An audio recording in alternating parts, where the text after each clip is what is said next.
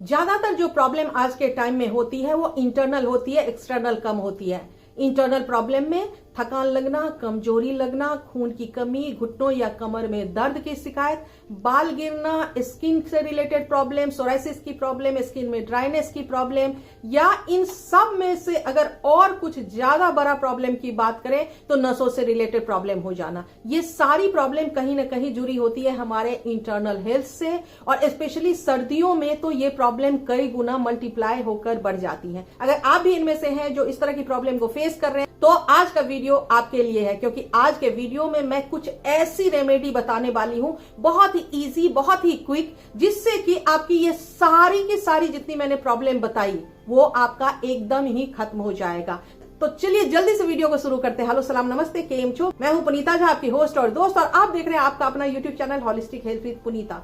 आज के वीडियो में मैं आपको बताने वाली हूं कि क्यों हमारे शरीर के अंदर कमजोरी, थकान लगते हैं, क्यों हमारा कोलेस्ट्रॉल हाई हो जाता है, क्यों हमारे डायबिटीज इंक्रीज हो जाते हैं, और क्यों सर्दी के मौसम में हम सब लोग वेट गेन भी कर लेते हैं, और क्यों सर्दी के मौसम में हमारे नसों से या जॉइंट से रिलेटेड दर्द जो है वो कई गुना बढ़ जाता है। इसका अगर सबसे बड़ा कारण करें तो सबसे पहले जो टेम्परेचर बहुत ज्यादा ड्रॉप जाती है तो हमारा बॉडी उसको कोप नहीं कर पाता है, जिसकी वजह से हमारे बॉडी के जितने मसल्स हैं और नसें हैं उसमें स्टिफनेस आ जाती है। स्टिफनेस आने के वजह से उनके अंदर मोबिलिटी कम हो जाती है, ब्लड का जो ट्रांसपोर्टेशन है वो थोड़ा सा स्लोअर साइड में चला जाता है, जिसकी वजह से प्रॉब्लम होती है। दूसरी प्रॉब्लम, सर्दी के मौसम में हमारे खाने पीने का जो है थोड़ा सा तरीका भी बिगड़ जाता है, क्योंकि हम इस टाइम में खाते ज्यादा हैं और पचाने के लिए एक्सरसाइज, वॉक, बाकी चीजें करते कम है, जिस वजह से खाना जो है बॉडी के अंदर ज्यादा रहता है, फैट उसकी वजह से इंक्रीज हो जाती है। फैट जब इंक्रीज होती है तो आपके शरीर को हार्म वैसे ही करना शुरू कर देती है। तीसरी चीज की ठंड में हम ठंडी चीजों को अवॉइड करने की कोशिश करते हैं, जिसकी वजह से बॉडी के अंदर टॉक्सिन्स बहुत ज्यादा बनता है, और उस टॉक्सिन्स के वजह से वो टॉक्सिन शरीर के डिफरेंट ऑर्गन को हार्म करना और डैमेज करना शुरू कर देती है, तब भी ये प्रॉब्लम होनी स्टार्ट हो जाती है। अब जिन लोगों को बहुत ही ज्यादा थकावट लगती है या नींद नहीं आती है, रात में जब सोते हैं तो बार बार उनकी नींद खुलती है, बार बार उनको यूरिनेशन के लिए बाथरूम में जाना पड़ता है, या आधी रात, मतलब कि एक बार आप सोए, 2 घंटा आप सोए और 2 घंटे के बाद फिर आपकी नींद अगर खुल जाती है, तो ये भी एक तरह की प्रॉब्लम है। और ये प्रॉब्लम कहीं ना कहीं ये दिखाती है कि आपके शरीर के अंदर कुछ मिनरल्स की कमी हो रही है। बहुत सारे लोगों को ये पता नहीं है। विटामिन के बारे में सब लोग बातें करते हैं कि विटामिन ये कर देता है, वो कर देता है, ताकत दे देता है, एनर्जी दे देता है। मिनरल्स के बारे में कोई बात नहीं करता, और स्पेशली कुछ ट्रेस मिनरल्स ऐसे हैं जैसे कि सेलेनियम हो गया, क्रोमियम हो गया, ऐसे कुछ ट्रेस मिनरल्स ऐसे हैं जिसके बारे में हमें शायद पता भी नहीं है और जिसके बारे में हम डिस्कस भी नहीं करते हैं। ये जो कुछ ट्रेस मिनरल्स होती हैं ये हमारे शरीर में जरूरत तो इतनी सी होती है, लेकिन इतनी सी ही ऐसी चीज है जो कि आपके पूरे शरीर के राउंड अबाउट को मेंटेन करके रखती है। ये एग्जाम्पल ऐसा ही है जैसे कि मोबाइल में 10 नंबर होते हैं और एक नंबर को अगर हटा दो तो कभी भी वो कनेक्ट नहीं होता। एग्जैक्टली जो मिनरल्स होते हैं हमारे बॉडी में इसी तरीके से काम करते हैं और हमारे बॉडी के डिफरेंट ऑर्गन्स को सपोर्ट करते हैं। अब सवाल ये उठता है कि ये मिनरल्स की कमी जब होती है तो क्या हमें पता चलता है या नहीं पता चलता है? जब मिनरल्स की कमी होगी तो एक दिन में आपको बिल्कुल पता नहीं चलेगा, ये सालों साल के बाद पता चलता है। और कैसे पता चलने लगेगा कि आपको ना बिना किसी कारण, आप खाना पीना ठीक खा रहे होगे, सोते भी ठीक होगे, बाकी लाइफस्टाइल आपकी सब कुछ ठीक होगी, लेकिन ना बिना कारण आपके या तो बाल गिर रहे होंगे, आपका स्किन खराब हो रहा होगा, थकावट आपको लगनी ज्यादा शुरू हो जाती होगी, खाना खाते ही आपको नींद आने लगेगी। अचानक से सब कुछ ठीक था लेकिन आप जब चेक कराने जाओगे तो आप देखोगे कि आपका बीपी जो है 10 पॉइंट अप हो गया है। अचानक से आप देखोगे कि आपका डायबिटीज जो है वो इंक्रीज हो गया है, या फिर HbA1c आपका जो है, जो बिलो लेवल होना चाहिए उससे 1-2 पॉइंट ऊपर आ गया, मतलब कि 6 से 6 से एबव आ गया है, और आप सोचते हो कि मैं सारा लाइफस्टाइल तो वैसा ही फॉलो कर रहा हूं, फिर ऐसी क्या चीज ऐसी हो गई है कि अचानक से मेरा डायबिटीज जो है इस तरह बॉर्डर लाइन पे आ गया है। ये बॉर्डर लाइन पे आने का कारण ये कुछ मिनरल्स होते हैं जो कि आपके बॉडी के हार्मोन्स को रेगुलेट करने का काम करते हैं, एंजाइम्स को प्रॉपर फंक्शन दिलाने का काम करते हैं, जो खाना होता है उसको डाइजेस्ट करने में हेल्प कराते हैं, आपके शरीर के अंदर नरिशमेंट एंड ऑयल रिलीज का काम करते हैं। उसके साथ जो हमारा स्किन है, स्किन के ऊपर जो आप फील करते हो कि ये सॉफ्टनेस, नरिशमेंट आती है, इसमें वो बहुत बड़ा रोल प्ले करते हैं। जो हमारी आर्टरीज है, आर्टरीज में ल्यूब्रिकेशन बनाने, जो साइनोवियल फ्लूइड होती है जॉइंट्स के बीच में, वो बनाने का काम करती है।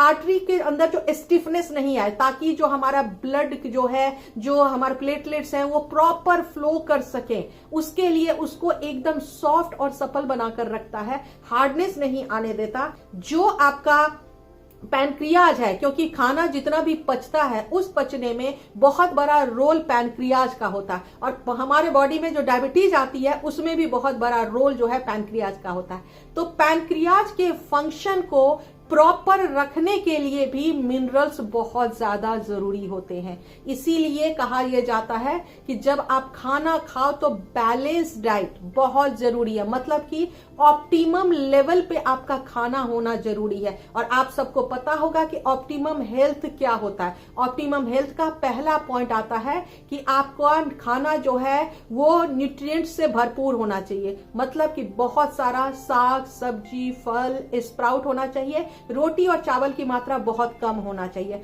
पानी की मात्रा बहुत ज्यादा होना चाहिए, 6 से 8 घंटे की नींद जरूर होनी चाहिए, पॉजिटिव मेंटल एटीट्यूड जरूर होना चाहिए। पॉजिटिव मेंटल एटीट्यूड रख पाते हैं नहीं रख पाते हैं ये दूसरा टॉपिक है, लेकिन वो जरूर होना चाहिए। कोई ना कोई फिजिकल एक्टिविटी जरूर होना चाहिए। आयुर्वेदा में कहते हैं इसको आहार विहार और लाइफस्टाइल। इसको जनरल जो पैथोलॉजी है और जनरल जो साइंस है उसमें इसको कहते हैं ऑप्टिमम हेल्थ के 4 पॉइंट, मतलब कि 4 पिलर्स। इसमें से अगर कोई भी पिलर अगर डिफेक्टेड है, आप आधे घंटे से 45 मिनट वॉक नहीं करते, एक्सरसाइज नहीं करते, तब भी प्रॉब्लम है। प्रॉपर न्यूट्रिशन आपके बॉडी में नहीं है, vitamin minerals fibre carbohydrate fat proper नहीं है, तब भी प्रॉब्लम है। आप सही से सोते नहीं है, तब भी प्रॉब्लम है। कोई चीज भी थोड़ी सी कम होगी, 10 नंबर याद है ना मोबाइल का, कोई सा भी नंबर अगर नहीं मिलेगा तो ये प्रॉब्लम आपके बॉडी में रहेगी ही रहेगी। अब इसका उपाय क्या है? सिर्फ 2 ऐसी चीजें अगर अपनी डाइट में आप हर रोज शामिल कर दो तो ये चीजें हमेशा हमेशा के लिए खत्म हो सकती हैं। ये 2 चीजें क्या हैं, पहले तो मैं इसको डिस्क्राइब कर देती हूं।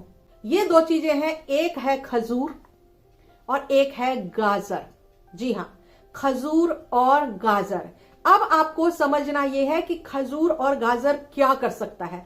गाजर के अंदर विटामिन ए बहुत ज्यादा होता है, बहुत सारा मिनरल्स होता है, ये आपके डायबिटीज को कंट्रोल करता है, कोलेस्ट्रॉल को कंट्रोल करता है, हाई ब्लड प्रेशर को कंट्रोल करता है, फैट का रिडक्शन करता है, आपके बाल और स्किन सभी के लिए बहुत अच्छा होता है। विटामिन ए आप सबको पता है कि फैट सॉल्युबल विटामिन होता है। फैट सॉल्युबल विटामिन को अगर रॉ आप ऐसे ही चबा चबा के खाओगे, इसका रिजल्ट 50% हो जाता है, लेकिन इसको सही तरीके से फैट के साथ अगर लोगे तो ये आपके बॉडी के अंदर कई गुना इसकी पावर को इंक्रीज कर देता है, जिसकी वजह से आपकी बहुत सारी प्रॉब्लम वैनिश हो जाती है। दूसरी चीज है ये खजूर।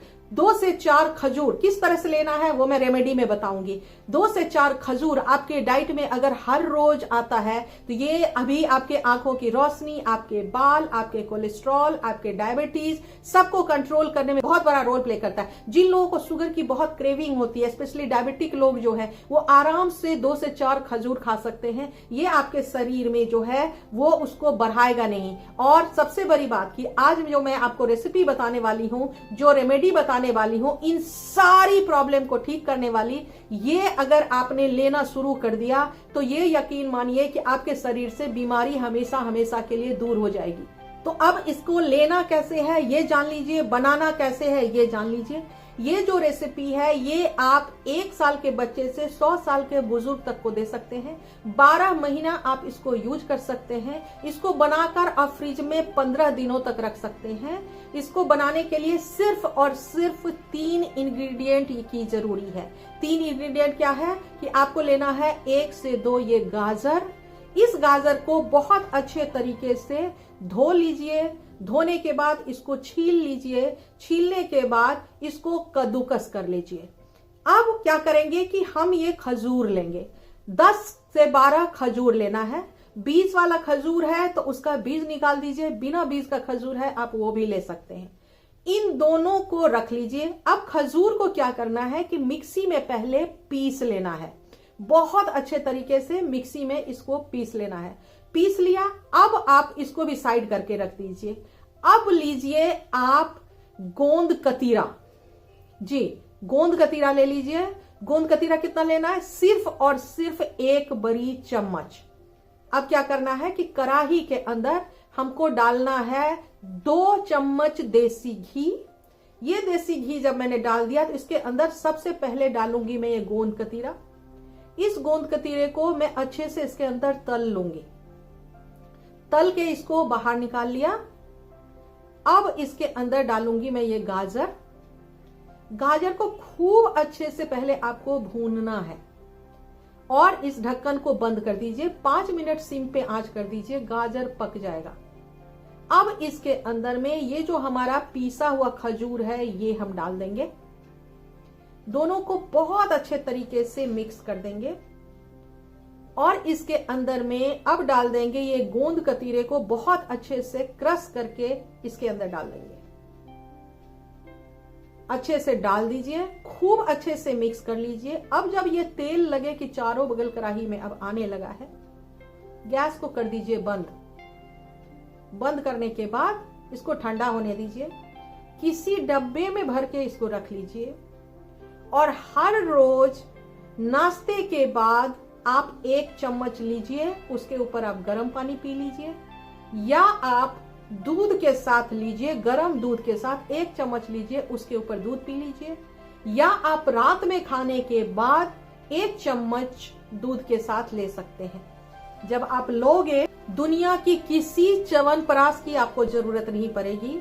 किसी तरह के इम्यूनिटी बूस्टर की जरूरत नहीं पड़ेगी। जिन लोगों को कोरोना के बहुत ज्यादा साइड इफेक्ट है, ऐसे लोगों के लिए भी ये रामबाण उपाय साबित हो सकता है।